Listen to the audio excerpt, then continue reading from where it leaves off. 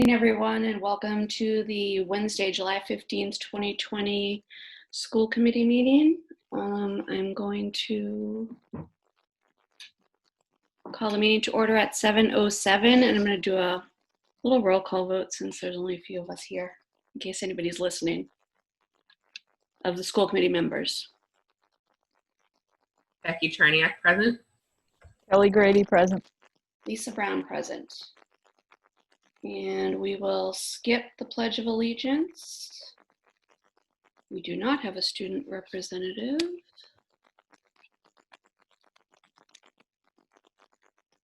I don't see anyone for public comment or communication. And does anybody have any old business? I'm still trying to find the agenda, sorry.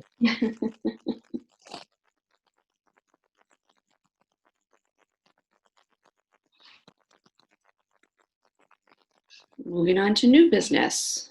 I have one piece of new business, I guess, to start with my first official school committee meeting. Just a little bit of background on this. We have a side letter agreement with the DTA that I need school committee approval on, and I need Lisa Brown to sign. Just a little background history. We have approximately 40 students that need to be tested for when we start the school year off for special education services. I believe both for initials and for reevals. And Neely can clarify. Neely's done a great job working with our current team chairs and school psychologists, along with the DTA, to arrange for that testing to happen over the summer. She's very concerned, as am I, that if we don't do this testing over the summer, we're going to be backlogged in September and we're going to miss timelines. And the last thing we want to do is start the school year off by missing timelines for these students who need their testing, need these meetings to occur, and need to have services in place sooner rather than later. So Neely's been able to reallocate some funds for this to occur, which is fantastic. We've talked to the team chairs and the school psychologists, and they're 100% on board. I met with Mr. Reardon from the DTA, and he was 100% on board as well. We have a letter from their MTA rep, and just wanted to run it by the school committee for your approval and ultimately for the school committee chair to sign. Neely, did I miss anything? Got it all. Oh, look at that. Typically in the past, have we needed a motion to enter into a side letter agreement with the DTA, or is just this under new business, Courtney? I think you've explained it. It's just that if you do have any details on the positions and rates, So in the the side position, letter? yeah, the positions and rate call for their contractually hourly rate.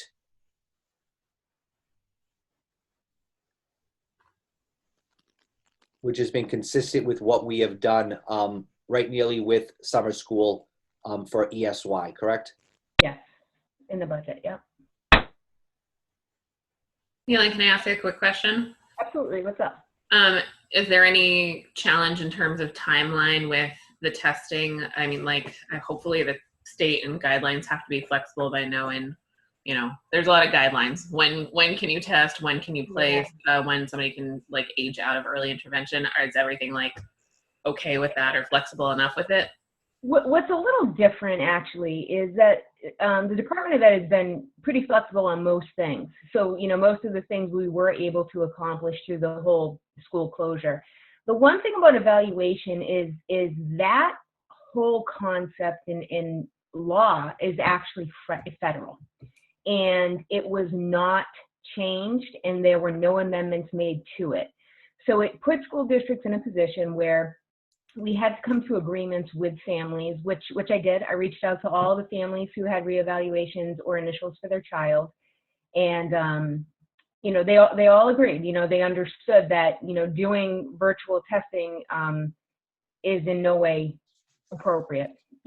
So what we talked about was waiting until we had an opportunity. What the Department of Ed has put guidance out on now is we are able to complete assessment. Of course, the first priority is going to be PPE. So without that, we are not able to move forward with that. Courtney has been working super hard on acquiring that, and again, we put our attempts in, but, when it actually comes in is really out of our control. So the moment that is in, and once we have this signed, what will happen is parents will be receiving phone calls from the assessors as well as me to see if, first and foremost, they're comfortable. Are you comfortable with your child coming in, being 6 feet apart if possible, or 3? We will, I did work with Courtney to acquire those face masks as well as the face shields. But again, the acquisition of that is out of our control. So once we have all that, we can get going. Again, it's about 40 students. It's the agreement and I think the transparency that has assisted us in this process. So what we're trying to do is really cut down on what is coming at us in the fall. We're going to have to do a lot of informal assessment anyway to see where the kids are when you take the typical reevaluations that we would have and the typical initial evaluations that we would have in September, October, November. And then you add March, April, May, June to that. It's a lot, especially for the school psychologists and the teachers. So we're going to try to get as much as we can done in the summer. But again, nothing can happen without the PPE. Okay, thank you. No problem. Anyone else have any questions? So what would the actual motion be? Have we done a motion in the past for this, Courtney, or has this just Yeah, been a 'cause- discussion? Yes, because it involves a rate. Any salary or any rate for payment on a payroll will require approval. So maybe the motion could be that someone moves to enter into a side letter of agreement with the Douglas Teachers Association for school psychologists and team chairs to test students for the summer of 2020 in order to not be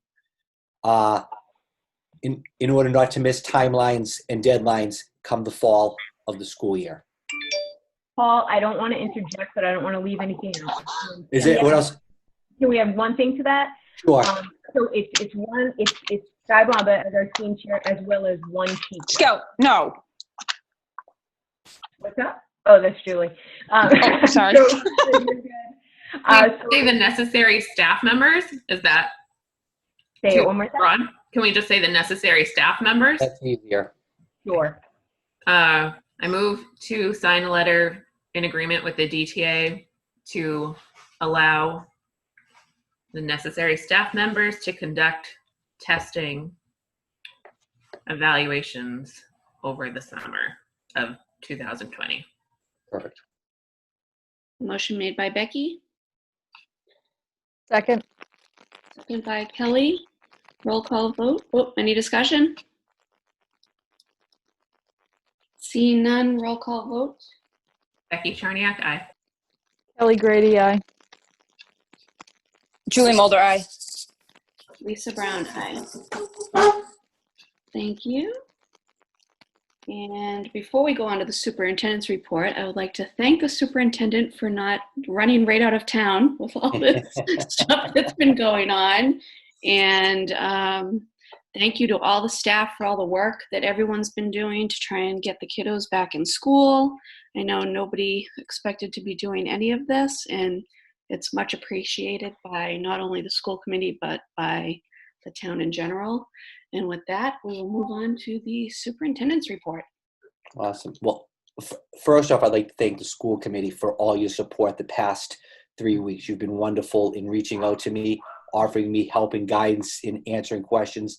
The administrative team has been unbelievable in the amount of work, and we'll talk about it momentarily, for everything in getting this blueprint together. And then finally, the community, the amount of emails and messages that I've got either through Facebook or Twitter welcoming me and thanking me and saying the same exact thing you said. I can't believe you took this on in the middle of COVID has been wonderful. First thing on my report is my COVID-19 update. and I know many of you have been part of the presentations over the past week or so, but just for those of you who haven't been a part of it, had the opportunity to do it, is what the commissioner is recommending is that kids go back to school in September. And they're really looking at a three-pronged approach to making sure that kids are safe back in school. It's face masks, it's hand hygiene, and it's physical distancing. So with those three things, the commissioner is very comfortable in having kids come back to school. The medical research has shown that kids under the age of 19 are less susceptible of transmitting the disease than kids over the age of 19. And obviously, as the research has shown, the younger the kids are, the less likely they are to transmit it.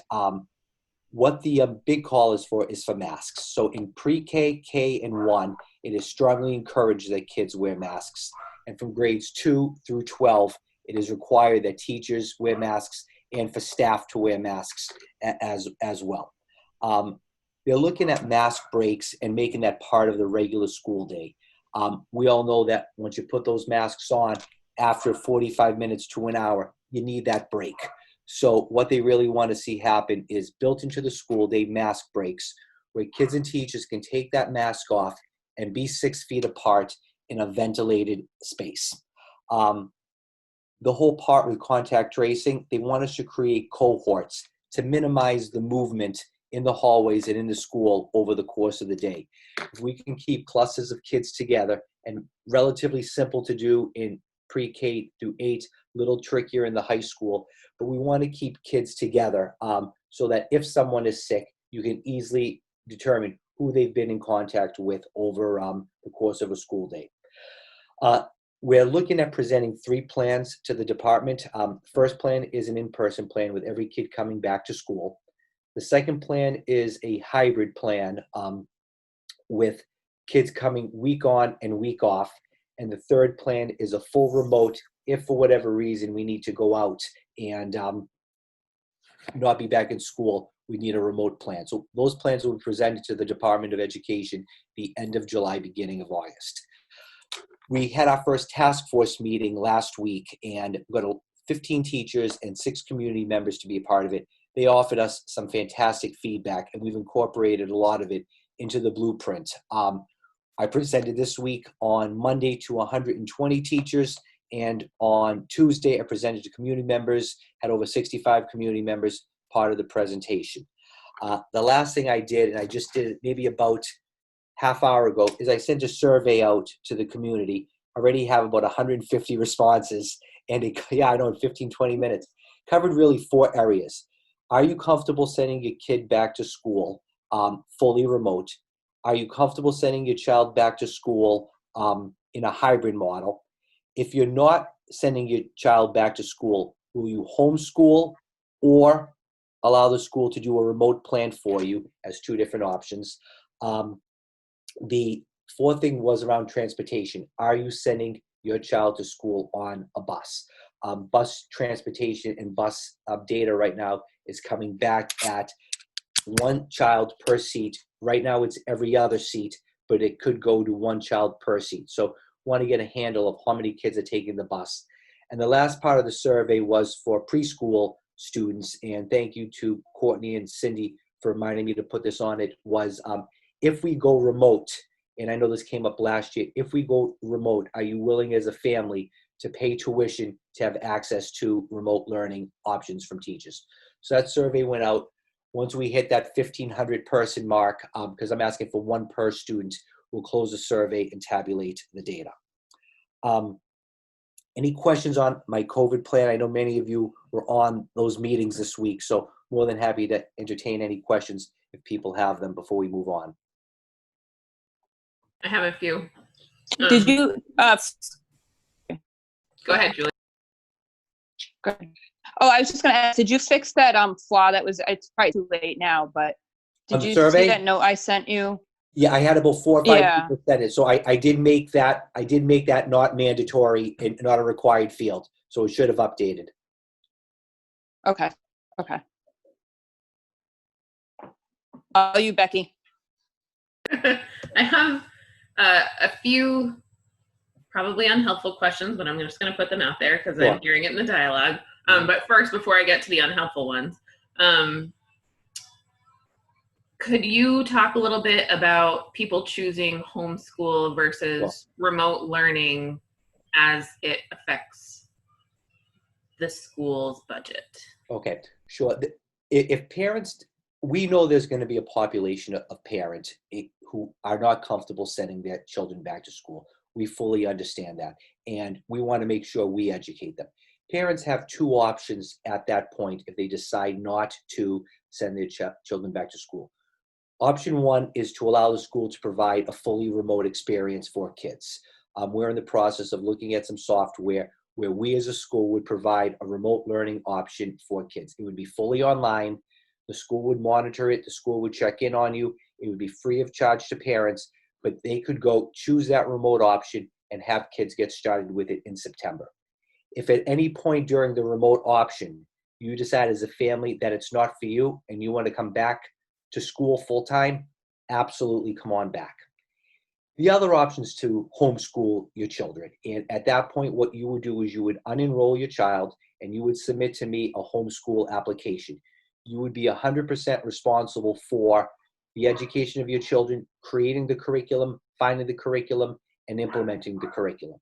The tricky part of how that impacts the Douglas Public Schools is if you choose to homeschool your children, we lose your Chapter 70 funding for the upcoming year for that. So whatever our per pupil expenditure is at the time, you multiply that by 5, 10, 15 families, you could quickly lose $250,000 if people decide to homeschool their children.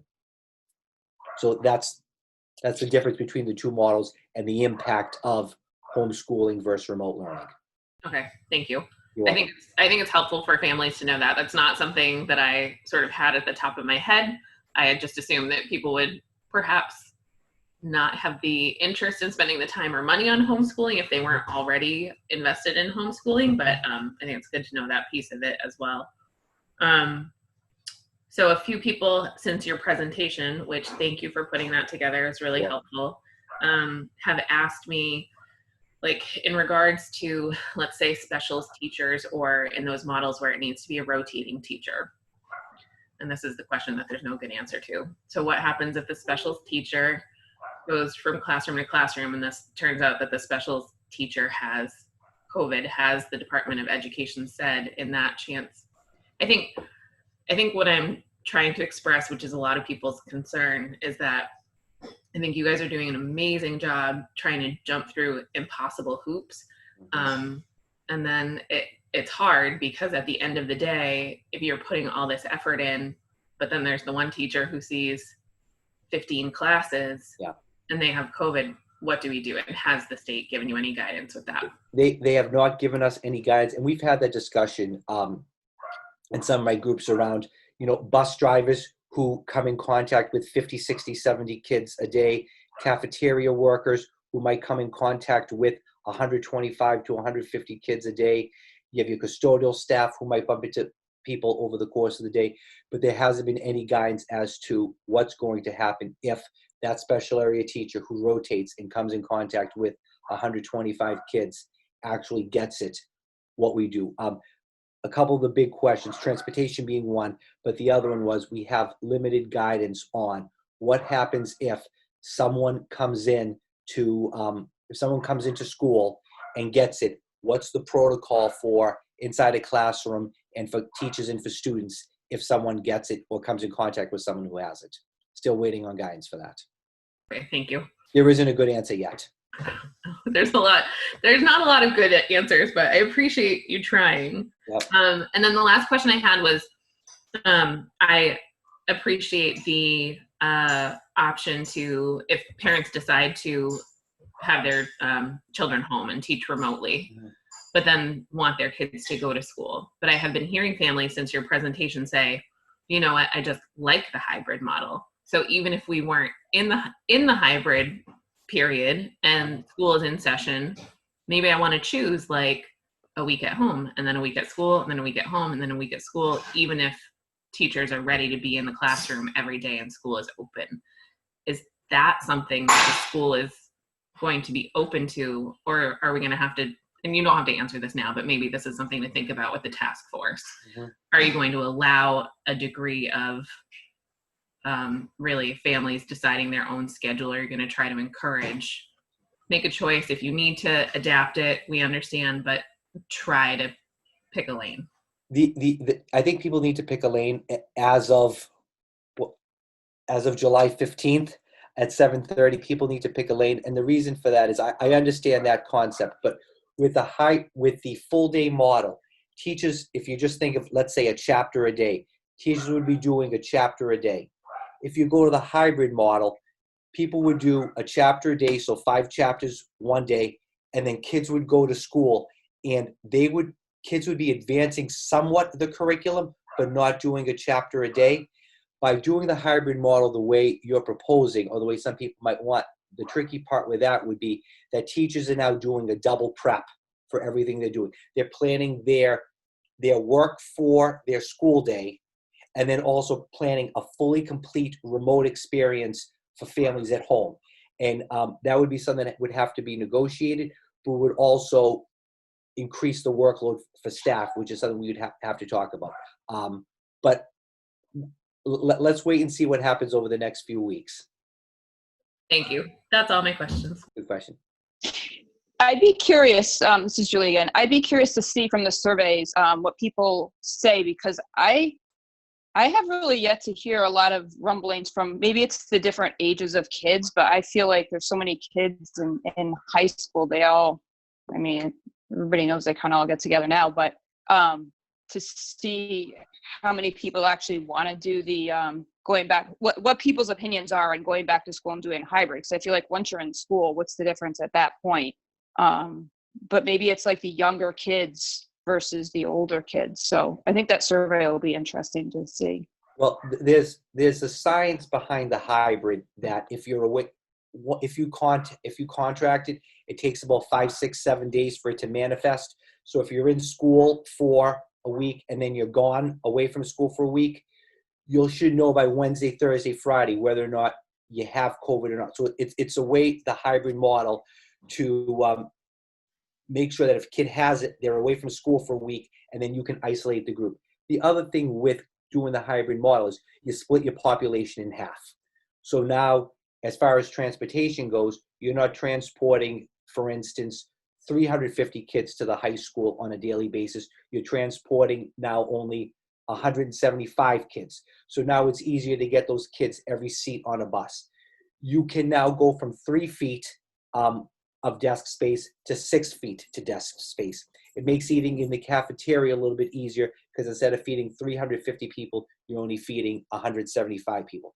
So the hybrid model has those some of those benefits, along with the drawback being that you have kids at home for a week, and you have to worry about daycare for younger kids. You have to worry about kids being home, and you have to worry about them accessing that remote experience while they're home for the week that they're not in school.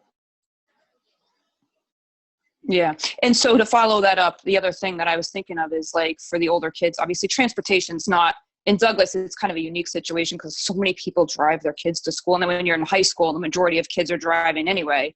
So I'd be interested to see if you could have, like, the older kids, like, go full time. Even older kids beyond, like, the elementary school, maybe primary school might be different. That's what I'm saying. It's just, I'd just be curious to see what the surveys say, if, like, a younger population is more for the hybrid versus the older kids that they get social distancing and physical distancing, versus the younger kids that it's a little bit challenging to them, I think.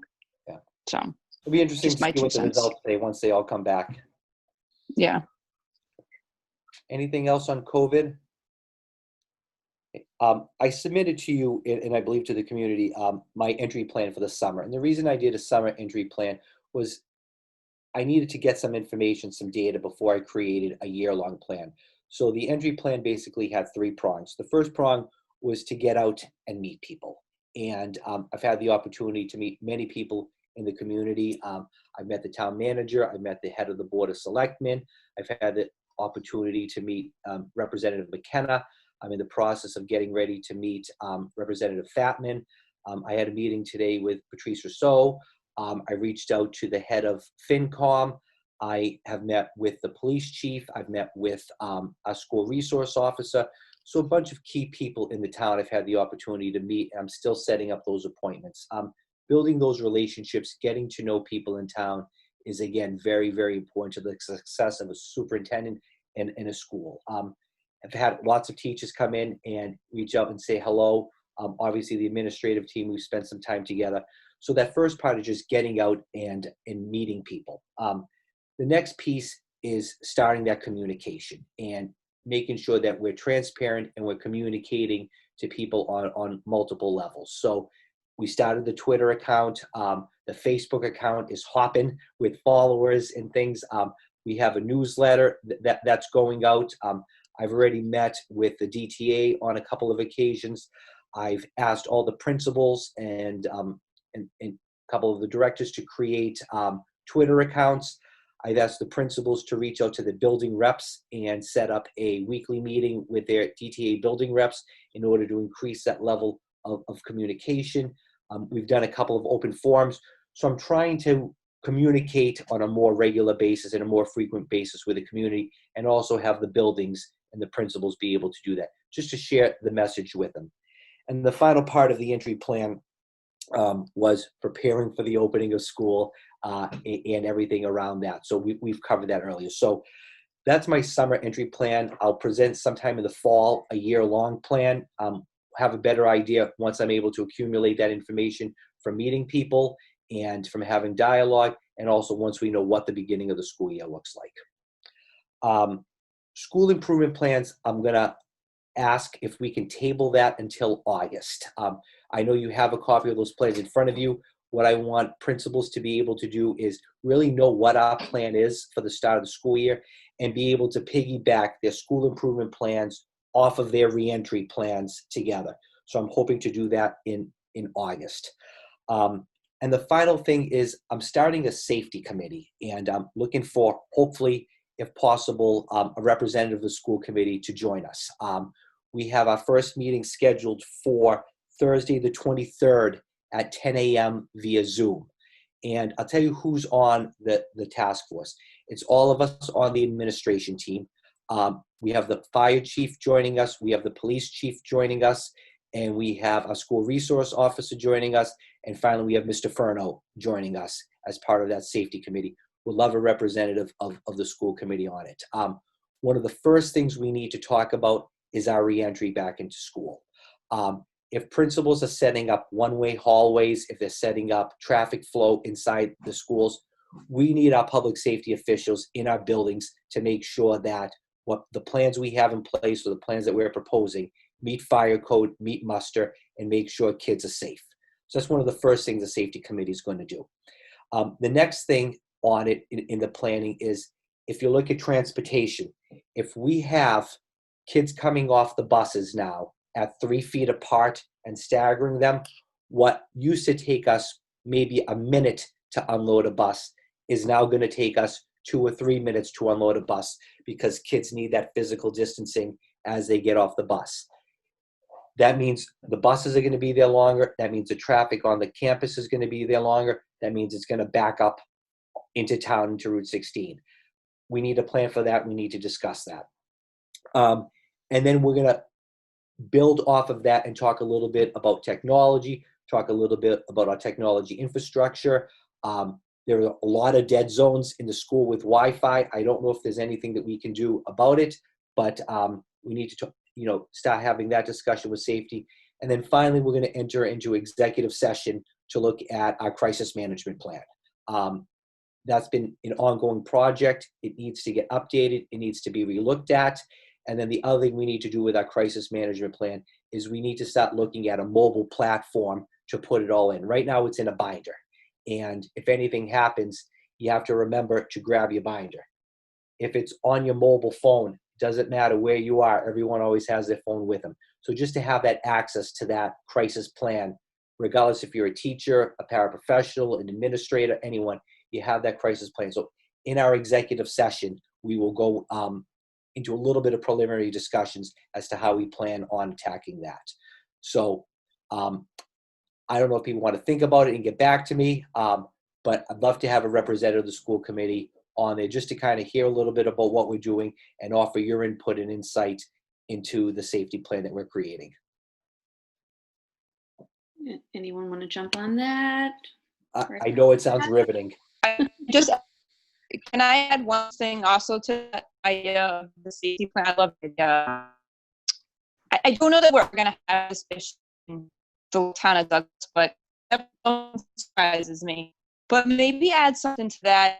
I don't know the right wording, but I'm thinking more kids that could get, I don't want to use riot, but something that could go on in the school that can escalate. Will that be part of that safety plan? You were cutting in and out, Julie. Can you just say that again, please? Yeah, you're frozen. I was just trying to say, is there any way we can implement something? Uh-oh. Did we I think just we lose lost her. Good luck. Oh, she's back. Whoop. Just cut off again. It's basically just trying to say something to implement. I don't know if so. Still can't hear you, Can you Julie. hear me? I think she was asking hear me about now? like a student demonstration that gets out of control, Yeah. that escalates. Yeah. That Yep. is in the high school plan. Yep. There's a contingency for that. So, I know it's been addressed at the high school. I can't speak for the other schools. I think it would probably at least be pertinent to the middle school. Maybe not so much in Cindy's school. If the little ones are protesting or Their something. lunch. Yeah, it is part of the high school plan. Okay. Thank you, Josh. 5-year-olds can get very unruly. This I'm is available on the 23rd at 10, but I am more than happy to let somebody else take it. I feel like I tend to slow down conversations because I have a lot of questions. So I'm more than happy to let somebody else. That's Unfortunately, good that's group for questions. the same day that we have a negotiations, and I can't do both that day. So It's all yours, Becky. Thank you. I'll send you the link. All right, thanks. And that is it for my report. Great. Thank you. Moving on to the school committee and subcommittee report. And we have the accounts payable, which I think Heather might have signed some, Becky, but she's not here. If you want to do both. I can do both. All right. So is it all right? There's a lot of them. Should I just read down the list, Lisa? You just go by the date Okay. All right. and the batches. All right. On June 18th, 2020, I signed 15 batches totaling $312,621.07. On June 25th, Heather signed 5 batches totaling $467,662. On June 29th, Heather signed 7 batches totaling $192,886.84. On June 30th, I signed 5 batches totaling $31,931.83. And also another warrant of 3 batches totaling $73,499.95. And then on July 9th, I signed 1 batch of $5,905.08. Nothing unusual. Great. Thank you. Moving on to the consent agenda. We'll be going over minutes. If anybody has any issues with the June 1st, 2020 minutes. I don't have it in front of me right now, but I believe that Superintendent Vieira's name is misspelled on page 2 as Mr. Correct. Rivera. Yeah. Oh. Yeah, that's all I had. Okay. Then I'll be looking for a motion to approve the June 1st, 2020 meeting minutes as amended. so moved. Motion made by Kelly.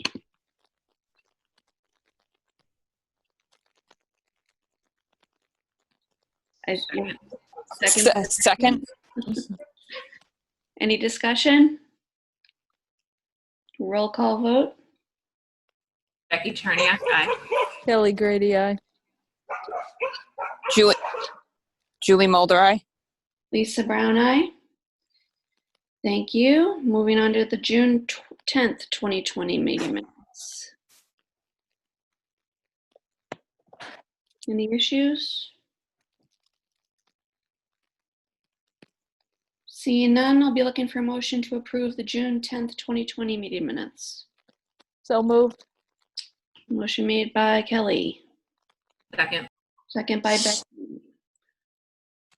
Any discussion? Seeing none, roll call vote. Becky Charniak, aye. Kelly Grady, aye. Julie Mulder, aye. Lisa Brown, aye. Thank you. Moving on to June 17th, 2020. Any issues? Seeing none, looking for a motion for the June 17th, 2020 meeting minutes. I make a motion to accept the June 17th, 2020 meeting minutes. Motion by Kelly, Second. second by Becky. Any discussion? Seeing none, roll call vote. Becky Charniak, aye. Kelly Grady, aye. Julie Mulder, aye. Lisa Brown, aye. Thank you. Now, executive session meeting minutes. I didn't see any issue with either. June 1st, 2020. I'll make a motion to accept the executive session meeting minutes dated June 1st, 2020. Motion made by Kelly, I'd actually second that with just an amendment to spelling Tracy Novik's name correctly. It says Noviak under attendees. You've got good eyes, Becky. I'm OCD, Kelly. motion made by Kelly as amended. Second. Second by Becky. Further discussion, seeing none, roll call vote. Becky Charniak, aye. Kelly Grady, aye. Julie Mulder, aye. Lisa Brown, aye. And executive session meeting minutes for June 10th, 2020. Looking for a motion? I'll make a motion to accept the executive session meeting minutes dated June 10th, 2020. Motion made by Kelly.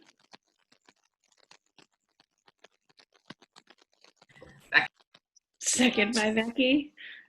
Any discussion? Seeing none, roll call vote. Becky Charniak, aye. Kelly Grady, aye. Julie Mulder, aye. Lisa Brown, aye. Thank you. And now we are moving on to the DHS new student activity accounts. All right, I'm going to ask possibly if we could table this to our next meeting. This is one of those ones that got lost in translation when Kevin left and I started. We have the money in the budget. We have an agreement on the actual cost for the clubs. We still haven't had the time to sit down with the DTA and iron out a side letter of agreement to add those positions and the agreed upon amounts for the stipends for the position. So I will reach out to Kevin Reardon tomorrow and finish that. So everything's there. It just, we need to initiate that piece of it. So if we could hold off on that until August, I'd appreciate it. Yeah. And moving on to school choice vote by grade. All right. So had the ability to have to discuss with the building principals, and it really runs the gamut in size from 0 up to 30 at the high school. So yeah, so the recommendations coming from the building principals are as follows. In kindergarten, 5 students. In first grade, 0. In second grade, 9 students. In third grade, 20 students. In fourth grade, 1 student. In fifth grade, 1 student. In sixth grade, 0. In seventh grade, 11. In eighth grade, 11. And then in 9th through 12th, I think Josh originally said 60, 70, but he was just joking and said 20 kids per grade that he can handle. Okay.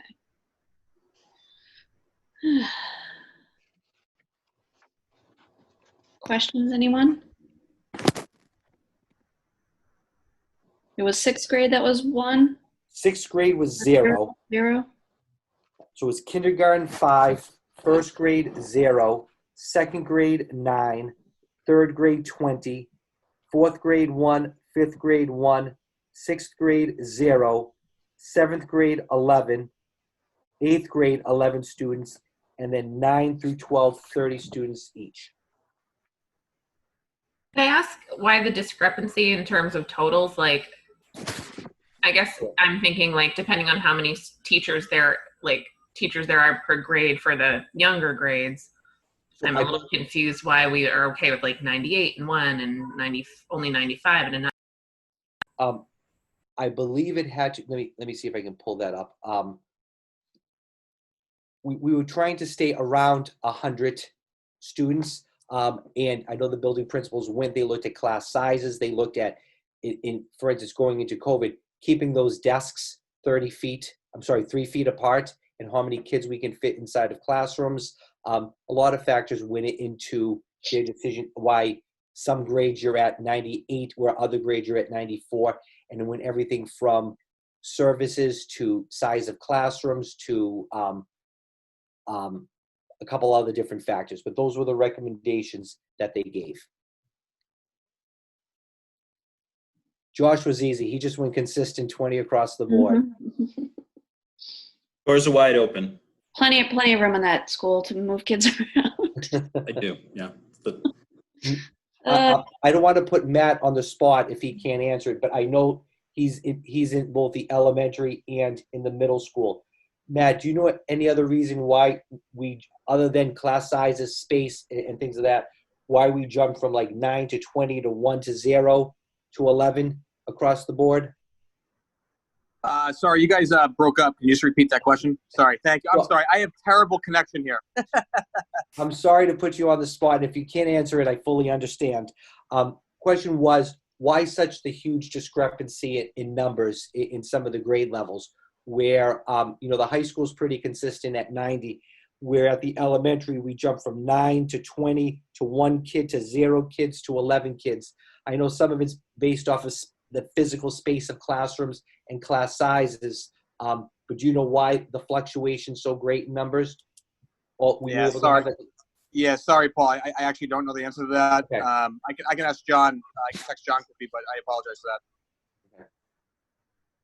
It's not a big deal to me. I think I was just wondering why, like if we have sort of a class average size, at least in the younger grades, in mind. And so then I guess I was kind of confused as to like, why do we want one? We're fine with one group being at 99, but the other one we only want 96. But it doesn't really matter to me. The only other question I had is that really accurate that there's only 33 kindergartners enrolled right now? The report was run back on the 6th. I don't think it's accurate because we have 4 teachers in the kindergarten, and I know we need a grade 1 teacher potentially. So it must have been something from the rollover for preschool or them still not fully enrolling kids who weren't in preschool in K, but no, it's not accurate. Okay, thank you. Yeah.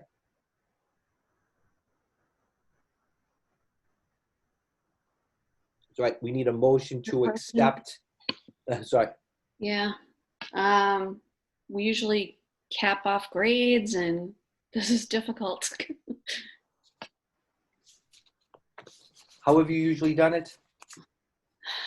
Courtney would have to chime in here.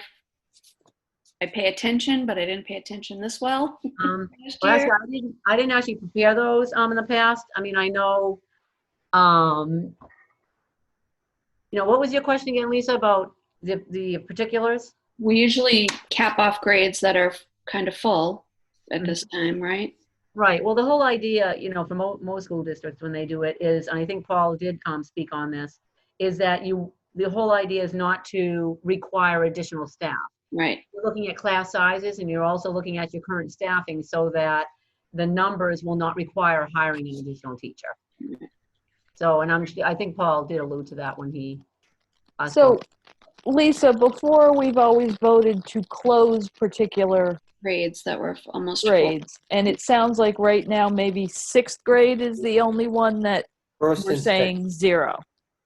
Right. 1st and 6th are the only ones. 1st and 6th, okay.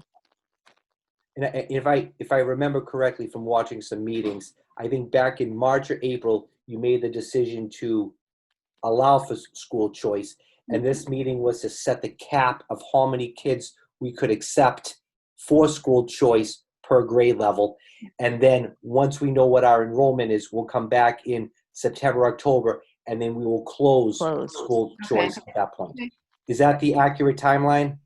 Yes, Okay. that's correct. Yes, Okay. yeah, Josh, Josh knows.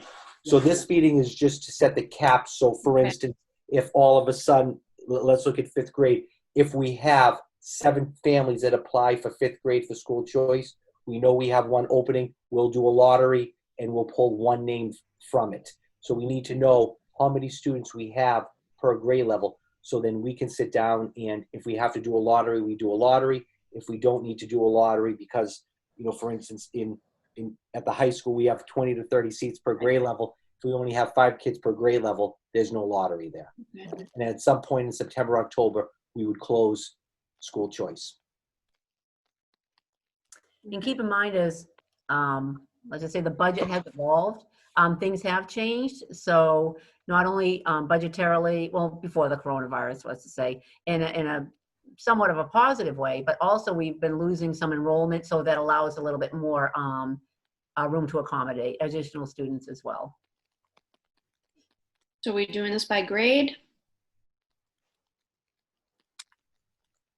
Capping it by grade, capping it by school? Can we move to accept the recommendations of the building administrators in terms of like caps Number, at this yeah. time, additional school choice per grade at this time? And then the minutes will reflect the numbers that we stated.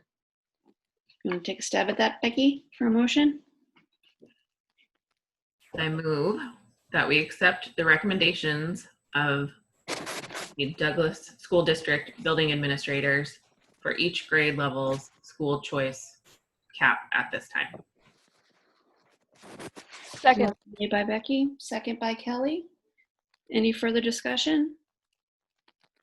Roll call vote. Becky Charniak, aye. Kelly Grady, aye. Julie Mulder, aye. Lisa Brown, aye. Thank you. Moving on to athletic fees. All right. So it looks like in 2020, Douglas High School adopted a schedule fee with individual caps and family caps. I guess for years there had been no set fee for individual families or individuals or family caps. After looking at the data and the information, we're proposing that there be no change to the fee structure that was proposed last year.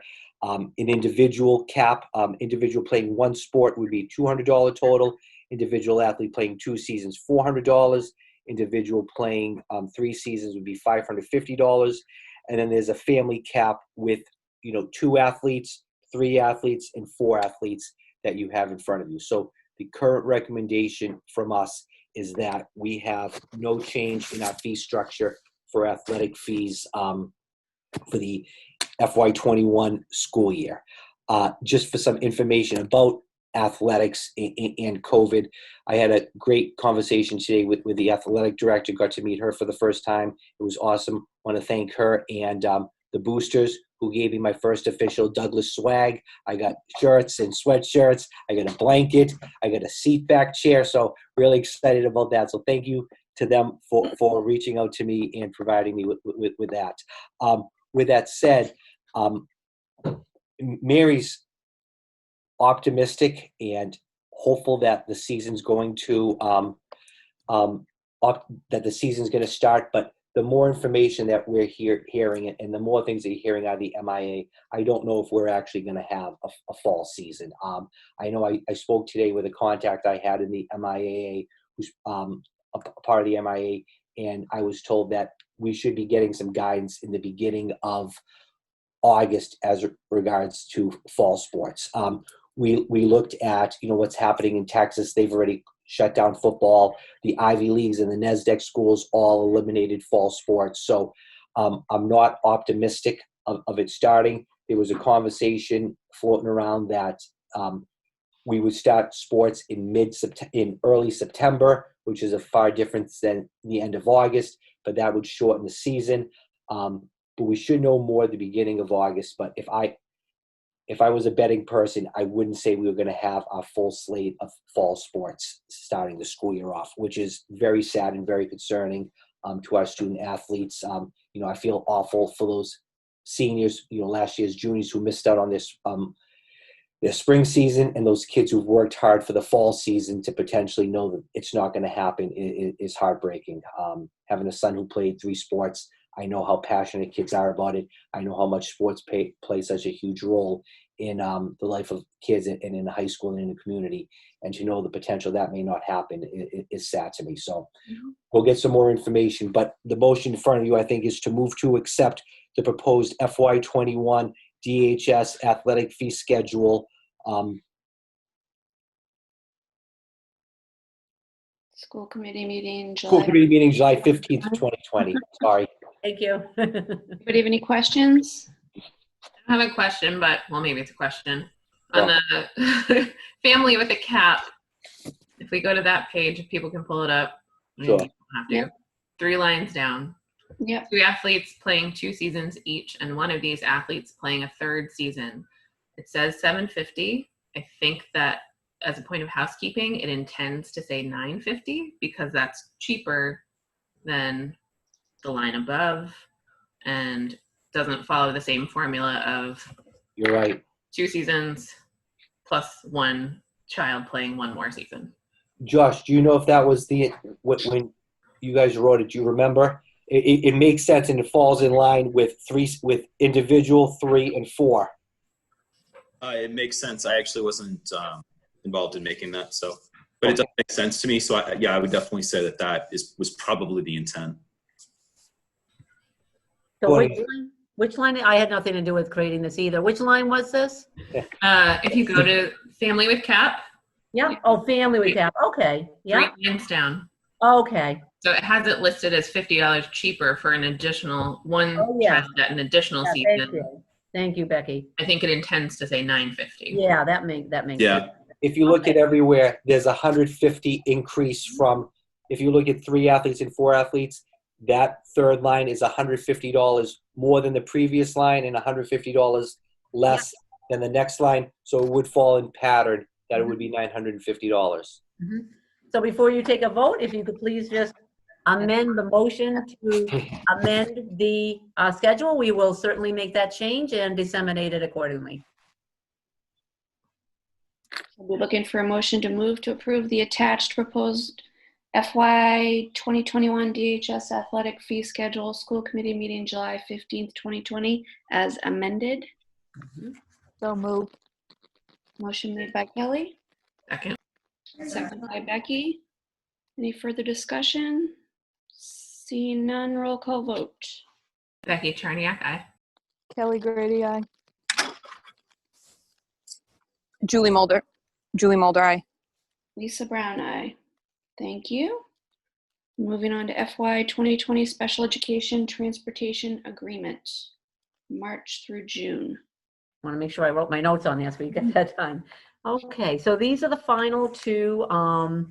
As you know, we did the in-district regular ed and the in-district special education Telstone, according to the legislation that was passed recently with regard to being able to make some payment on these contracts for the time of the COVID-19 time. So these are the final 2. These are both special education transportation, and one is for Vanpool transportation and one is for AA transportation, both at payment at 68%, which is the same amount that we did for Telstone as well. Vanpool also, they're the only one that did receive $7,850 of stimulus funds. So that is also going to be, the payment will be reduced by that amount as well. So for Vanpool, it will go from $44,462 to $22,384.16 with the additional $7,850 coming out, and that's at 68%. And also at 68% is AA. The original bill was $77,343.50, and at 68% we have $52,593.58. And these are the final 2. I think that covers absolutely everything having to do with the COVID time and getting caught up in all of these unprecedented things finally coming to an end with regard to this anyway. So, and this incorporates a language on page 2 as required by the legislation as well. And it needs to be signed. They are already signed by both of the vendors, and it just needs to be signed by the district and the town administrator signs and the town accountant as well. And that's per the legislation as well. Okay. Does anyone have any questions? We need to vote on that? Yes, please. Yes, Sure. if you could, Yeah, I can't. if you could please, Motion. yeah, if you could please make a motion to approve the memorandum of agreement and payment for van pool transportation at 68%. So moved. Motion made by Kelly, Second. second by Becky. Any further discussion? Roll call vote. Becky Charniak, aye. Kelly Grady, aye. Julie Mulder, aye. Lisa Brown, aye. Thank you. Thank you. Now I have to try to remember if I have the same exact language. Could you please move to approve the memorandum of agreement for AA Transportation Inc. Again at 68%, and for payment as well. So moved. Motion made by Kelly, Second. second by Becky. Any further discussion? Seeing none, roll call vote. Becky Charniak, aye. Kelly Grady, aye. Julie Mulder, aye. Lisa Brown, aye. Thank you. Okay, thank you all very much, and we will be preparing the warrant at 7 a.m. So I've got it on Stacy's desk, all set to I'll be there. prepare that. So were you coming in, if you don't mind my asking, are you coming in right at 7 or a little bit later? I was planning right at 7. Is it too soon? Yes, a little bit. If you can come a little bit later, that'd be great. Even 7:30 would be helpful so she can get that prepared. Okay. That would be wonderful. Thank you so much. Yep. Thank you both. And we're moving back to you, Courtney. School Business and Operations Managers Report. Okay. Just wanted to remind everyone that Jean and I will be, and my staff will be closing the FY20 year in preparation for doing the DESE end of the year report coming up pretty soon. I just remembered that today. So I will let you all know, keep you posted on when we would need the school committee meeting to approve closing out the year. And I'll have the usual reports of all the activities for all of the funds in the ending balances. I also am preparing, updating. As you know, for the FY21 budget, we came to you in February with our preliminary budget. And a lot has happened since then. Mm-hmm. So we have made a number of adjustments up, down, and sideways, if there is a such thing. And I will be updating that again as well. So I would imagine we would be having a subcommittee to go over it fairly soon. And then we can certainly present that to you again as well. And then have some discussions on timing for our public hearing before we have the town meeting in September. Just to keep that in mind, because as you know, the summer seems to go by very, very quickly. So I do not have any transfers or reclassifications this evening. They'll all be done with the closing year ones that I do for you. Awesome. And then, does anyone have any question on any of those items? Okay. And the only thing I have for you this evening is the FY 2019 Student Activity Fund Audit Report, and that was included in your packet. And the only finding was with regard to fundraising, student council fundraiser, that they found that the advisor had not maintained a tracking sheet to the document. But I did have to go back and forth with the auditors a little bit, because just trying to even find a way to so-called perfect that process, they had to really think about it. So they did come up with something, and I have included that in the school's response here. Because as you know, there are a number of different types of fundraising. So of course the high school is excellent at with the student activity funds, and I have already sent that along to Mr. Romano and Elaine as well at the high school, and so they will be implementing that change going forward. But that was the only thing.